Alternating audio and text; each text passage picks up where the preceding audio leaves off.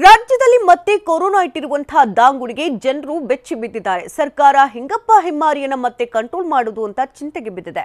ಹಾಗಾದ್ರೆ ಯಾವ್ಯಾವ ರೂಲ್ಸ್ ತರಬಹುದು? ಬೆಂಗಳೂರು ಮತ್ತೆ ಲಾಕ್ಡೌನ್ ಆಗುತ್ತಾ? ಎಷ್ಟು ಪಾಸಿಟಿವಿಟಿ ರೇಟ್ ಇದ್ರೆ ಏನ್ ರೂಲ್ಸ್ ಜಾರಿ ಆಗುತ್ತೆ ಅಂತ ನೋಡೋಣ ಬನ್ನಿ.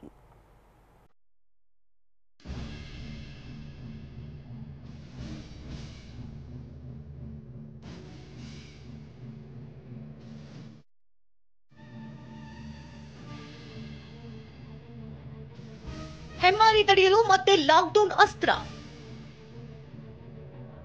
ಪಶ್ಚಿಮ ಬಂಗಾಳದಂತೆ ಬೆಂಗಳೂರು ಕೂಡ ಲಾಕ್.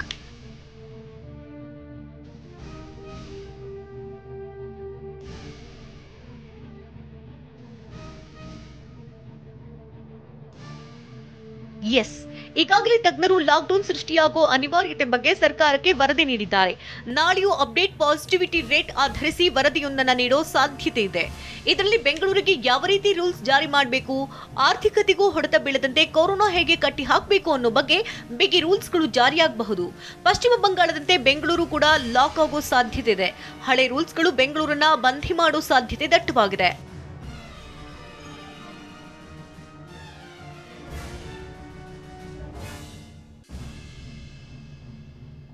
ಬೆಂಗಳೂರಿನಲ್ಲಿ ನಿನ್ನೆ 1041 ಪಾಸಿಟಿವ್ ಕೇಸ್.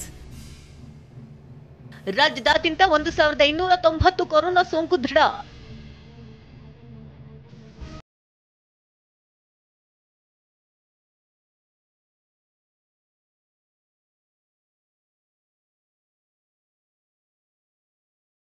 ಲೆಕ್ಕ ಕ್ಷಣಕ್ಕೊಂದು ಬಣ್ಣ, ಹೊತ್ತೊತ್ತಿಗೂ ದುಪ್ಪಟ್ಟಾಗ್ತಾ ಇರುವಂತಹ ಕೊರೋನಾ ರಾಜಧಾನಿ ಬೆಂಗಳೂರು ಸೇರಿದಂತೆ ಕರುನಾಡಿನ ನಿದ್ದೆಯನ್ನೇ ಕೆಡಿಸಿದೆ. ಯಾಕಂದ್ರೆ ನನ್ನ ಬೆಂಗಳೂರಿನಲ್ಲಿ 1041 ಜನರಿಗೆ ಕೊರೋನಾ ಸೋಂಕು ತಗುಲಿದರೆ 3 ಮಂದಿ ಅದೇ ಸೋಂಕಿಗೆ ಬಲಿಯಾಗಿದ್ದಾರೆ.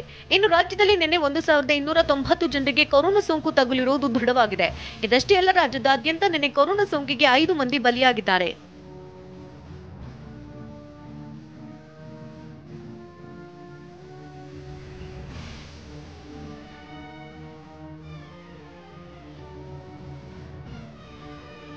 ಬೆಂಗಳೂರಿನಲ್ಲಿ ನಿನ್ನೆ 9 ಮಂದಿಗೆ ಒಮಿಕ್ರಾನ್. ರಾಜ್ಯಾದ್ಯಂತ ನಿನ್ನೆ 11 ಜನರಿಗೆ ಒಮಿಕ್ರಾನ್ ಸೋಂಕು.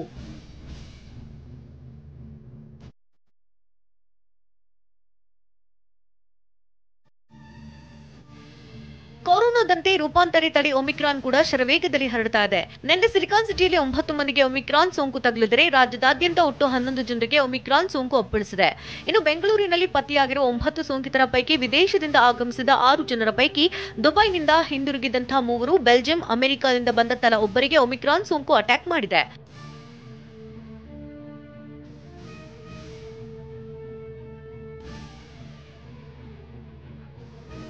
ಅಂದ್ಹಾಗೆ ಕೊರೋನಾ ಕಟ್ಟಿ ಹಾಕಲು ತಜ್ಞರು ನೀಡಿರುವಂತಹ ಸಲಹೆ ಏನು, ಯಾವ ರೂಲ್ಸ್ ಜಾರಿಯಾಗಬಹುದು ಅನ್ನೋದನ್ನ ತೋರಿಸ್ತೀವಿ ನೋಡಿ.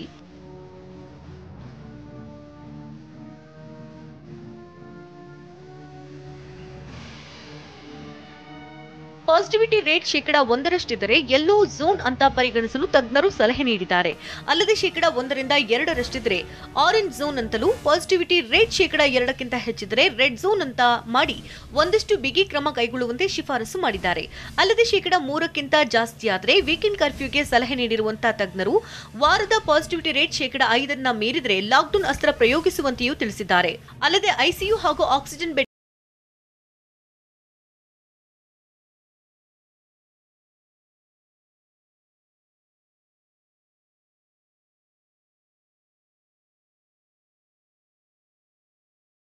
ಇನ್ನು ತಜ್ಞರು ಇಂದು ಅಪ್ಡೇಟ್ ವರದಿ ನೀಡೋ ಸಾಧ್ಯತೆ ಇದೆ. ಯಾಕಂದ್ರೆ ಸದ್ಯ ಬೆಂಗಳೂರು ಪಾಸಿಟಿವಿಟಿ ರೇಟ್ 2.30 ಅಷ್ಟಿದೆ.